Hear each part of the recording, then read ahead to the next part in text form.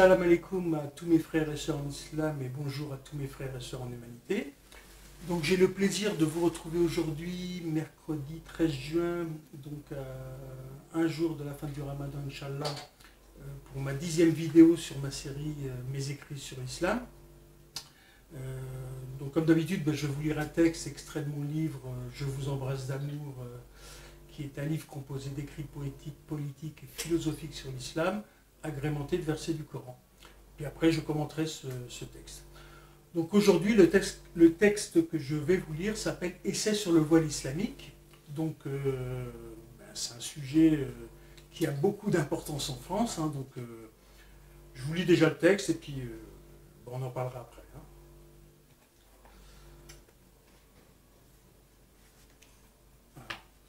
Essai sur le voile islamique. Salam alaikum, la paix sur vous. Chers frères et sœurs, tous les textes sacrés, donc toutes les transmissions directes, ont plusieurs niveaux d'interprétation. Les soufis arrivent à 14 niveaux d'interprétation du Coran. Pour simplifier, les transmissions directes interviennent au niveau temporel, matériel, fini, exotérique, et au niveau intemporel, spirituel, infini, ésotérique. D'où l'intérêt d'arriver à avoir une pensée paradoxale. Grand A. Explication exotérique du voile. Le voile à l'époque de Muhammad, sallallahu alayhi wa sallam, est là pour éviter aux femmes le regard concupiscent de certains hommes qui, ayant perdu leur unicité, considèrent la femme uniquement avec leur pulsion animale, comme beaucoup d'hommes encore à notre époque. Ô prophète, dis à tes épouses, à tes filles et aux femmes des croyants de ramener sur elles leur grand voile. Elles en seront plus vite reconnues et éviteront d'être offensées. Allah est pardonneur et miséricordieux. Coran, Surat Al-Ahzab, les coalisés, verset 59. Le but, puisque Allah veut que l'on retrouve notre unicité, pensiez-vous que nous vous avions créé sans but et que vous ne reviendrez pas à nous? Coran, Surat Al-Mu'minun, les croyants, verset 115. Le but donc est de passer de l'exotérique à l'ésotérique, d'où cette citation de Muhammad sallallahu alayhi wa sallam. Nous venons d'un djihad mineur, nous allons maintenant vers un djihad majeur. Et avec la seule puissance de l'amour, il a conquis la Mecque sans armes, et les Mécois se sont rendus à l'évidence. C'est ça le djihad majeur. Être musulman, c'est être soumis à Allah, donc à l'amour. Autre victoire musulmane, la révolution des œillets au Portugal, l'homme debout devant les chars à Tiananmen, et en général, l'attitude pleine de dignité des hommes opprimés par tous les maux de la terre. L'homme doit respecter la femme, puisqu'Allah a créé la femme pour l'homme, et donc l'homme pour la femme. L'homme doit voir dans les femmes, les hommes ou les enfants, tout l'amour qu'a Allah pour l'homme, ce qui implique de respecter l'autre, puisqu'il est l'expression de l'amour d'Allah pour l'homme. B. Explication ésotérique du voile. Exemple, vous avez un ami. Même si sa femme est la plus belle, drôle, intelligente du monde, lui mettre le voile spirituel, c'est apprécier ses qualités, tout en vous interdisant d'avoir la moindre pensée équivoque, car elle est la femme de votre ami. Le voile spirituel, c'est pouvoir apprécier les plaisirs terrestres, tout en pouvant s'en passer. D'où les versets suivants. Dis aux croyants de baisser leur regard et de garder leur chasteté, c'est plus pur pour eux. Allah est certes parfaitement connaisseur de ce qu'ils font, et dis aux croyants de baisser leur regard, de garder leur chasteté, et de ne montrer de leurs atours que ce qui en paraît, et qu'elles rabattent leur voile sur leur poitrine. Coran, Surat An-Nur, la lumière, versets 30 et 31. En conclusion, une musulmane peut porter un voile matériel affirmant sa religion, son amour et sa crainte d'Allah, tout en sachant que le but est d'avoir un voile spirituel, en étant pudique et chaste, hors relation maritale. Pêche shalom salam, pêche alom alam. Donc voilà mes frères et sœurs, donc je vous ai lu ce texte que j'ai écrit sur le voile. Alors, bon, c'est bien sûr un sujet d'actualité, puisque les journalistes, apparemment, ils ont que ça à faire en France, c'est de parler du voile des musulmanes. Alors, moi, je ne suis pas là pour dire, voilà, vous pouvez porter le voile ou vous ne pouvez pas porter le voile. Les versets sont clairs.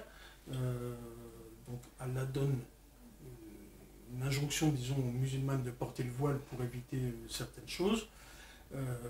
Maintenant, il y a plusieurs cas de figure qui peuvent se présenter. Bon, déjà, on n'est pas dans un pays musulman. Hein. Alors, vous avez, disons que l'habit ne fait pas le moine. Hein. Vous avez par exemple des femmes voilées qui ne font pas la prière, et vous avez des femmes non voilées qui font la prière.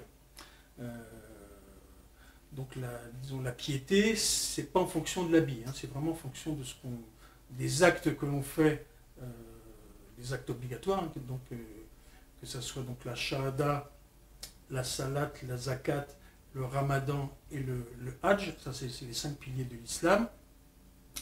Après vous avez, j'ai le cas d'une amie par exemple qui est convertie, qui voudrait porter le voile, c'est son souhait, hein, voudrait porter le voile, mais elle est commerciale dans le domaine de la pharmacie. Donc c'est pas évident pour elle elle m'a dit de conserver son travail si jamais elle portait le voile.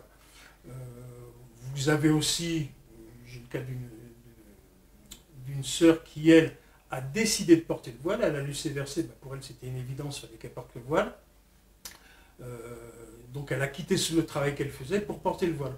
Donc vous voyez, tous les cas sont différents, tout en sachant bien sûr que c'est une décision personnelle. On regarde de la lecture du Coran, c'est à la femme musulmane de décider si elle va porter le voile ou pas. Ce n'est pas à un homme de la contraindre. Alors, on entend justement à ce propos, hein, je voulais un peu en venir à ça,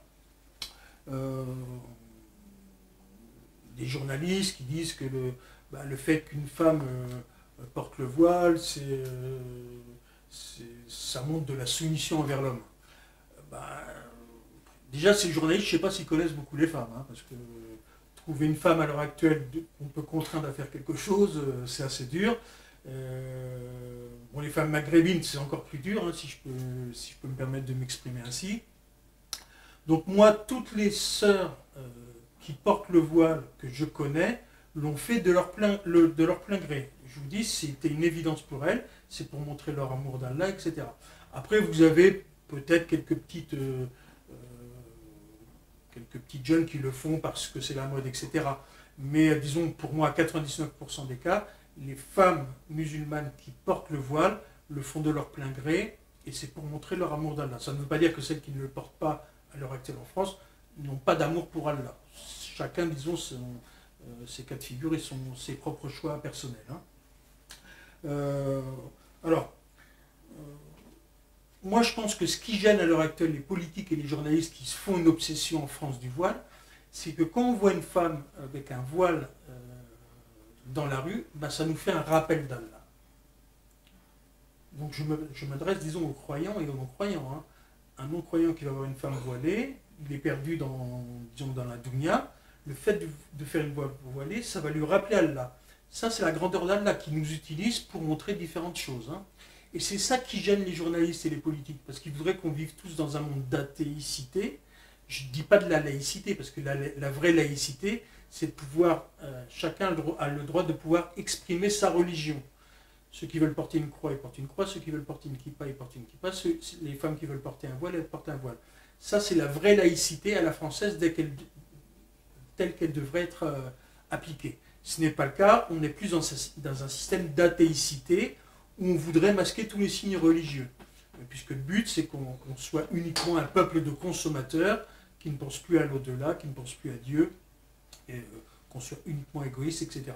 Donc je dis bravo à mes sœurs musulmanes qui portent le voile, je suis de tout cœur avec vous, pour vous soutenir, parce que j'admets que des fois ça ne doit pas être facile dans certains cas, mais Allah est avec vous, hein, et on est tous avec vous.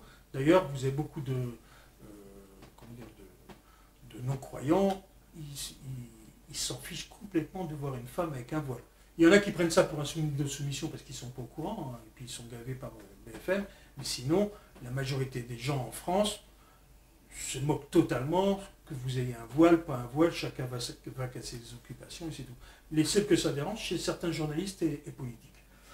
Alors après, je voulais revenir sur un point. le voile intégral qui est interdit en France et dans certains pays. Alors, pour moi, c'est clair, ça, c'est pas un habit musulman. D'ailleurs, pour ceux qui font le pèlerinage à la Mecque, le voile intégral est interdit aux femmes. Elles n'ont pas le droit de porter le voile intégral dans l'enceinte de la Mecque. Elles doivent montrer leur visage. Les seuls, à ma connaissance, qui portaient le voile intégral à une certaine période, c'était les femmes du prophète, sallallahu alayhi wa sallam. Pourquoi? Parce qu'elles étaient considérées comme les mères des croyants. Elles sont considérées comme les mères des croyants. Et c'était tout simplement pour se distinguer des autres croyantes qui avaient un voile classique. Hein. Donc toutes celles qui portent un voile intégral en France, là, je suis d'accord, c'est un instrument politique, mais qui n'a rien à voir avec l'islam. C'est plus une dérive sectaire. Et d'ailleurs, dans certains pays comme l'Afghanistan, etc., la burqa, c'est plus tribal, hein, c'est pour traverser le désert, etc. Le voile intégral est utilisé en Arabie Saoudite, mais là, c'est la secte wahhabite, donc c'est uniquement sectaire. Hein, et ça n'a rien à voir avec l'islam traditionnel. Donc voilà. Alors, pour résumer, disons, c'est pareil pour les hommes hein, qui portent la barbe. La barbe, c'est une sunna de porter la barbe, mais vous avez des musulmans qui ne portent pas la barbe, qui sont plus pieux que moi. Hein, donc, c'est pas parce qu'on porte la barbe qu'on est plus pieux qu'un musulman qui ne porte pas la barbe. Hein. Alors, une chose, hein, pour rappeler ce qui est important pour Allah, c'est la chose suivante. Donc, je vais vous les inverser. Hommes, nous vous avons créé d'un homme et d'une femme, et nous vous avons établi en peuple et en tribus, pour que vous appreniez à vous connaître. Le plus noble d'entre vous est au regard d'Allah le plus pieux. Et Allah est savant et bien informé. Coran Surat Hujurat, donc la Surat 49, verset 13. Donc voilà mes frères et sœurs. Et puis, donc pour revenir à mes sœurs qui portent le voile en France, et puis des fois leur situation n'est pas, comment dire, n'est pas facile. C'est un cas par exemple qu'on ne retrouve pas en Angleterre. En Angleterre, les gens ils peuvent porter le voile, tout le monde s'en fiche totalement, que ce soit les politiques, etc. Vous avez même, l'autre fois j'ai vu la photo d'une femme policière qui a le voile, c'est admis dans la société. Hein. Donc, mais on est en France, alors peut-être que c'est le passé colonial de la France, on a cette tension avec les femmes qui portent un voile. Mais ça va passer avec le temps, je pense. Ces vieux politiques ils vont dégager, ils vont laisser la place à des gens un peu plus ouverts.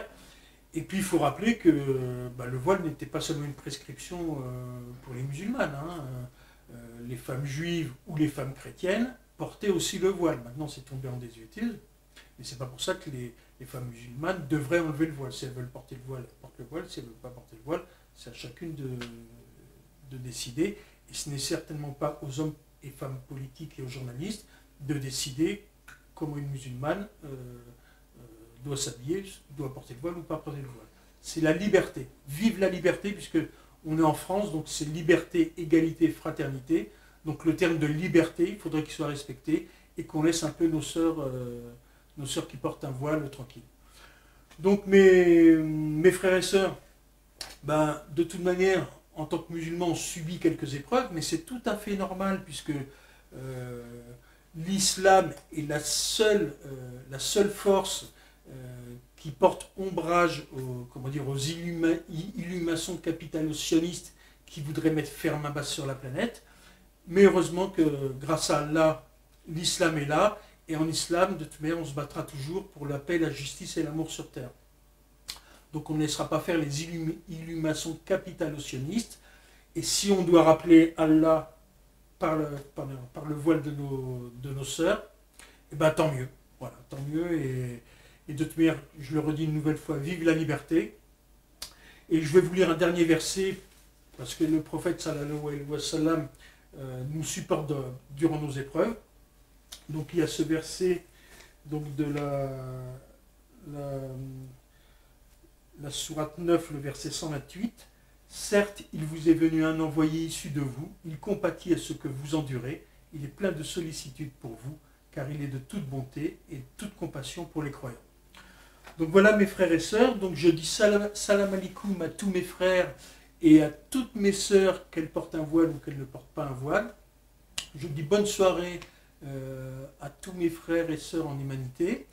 Et bien sûr, je vous ai donné des avis et des conseils, mais bien sûr, Allah est le plus savant.